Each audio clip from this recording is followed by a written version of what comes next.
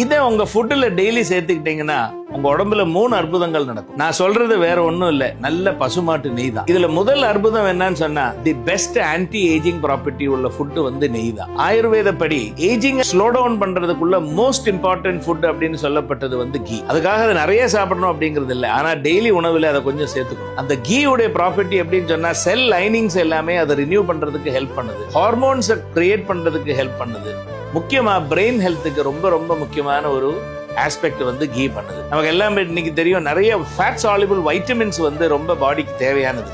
இந்த fat soluble vitamins உடைய அப்சார்ப்ஷனுக்கு ரொம்ப ரொம்ப நல்ல ஒரு மீடியம் வந்து கீ. தவிர பிளட் பிரெயின் பேரியர் அப்படின்னு சொல்லுவோம். இந்த நியூட்ரியன்ஸ் எல்லாமே பிரெயினுக்கு போய் சேரணும்னு சொன்னா அந்த ஃபேட் வழியா தான் போகும்.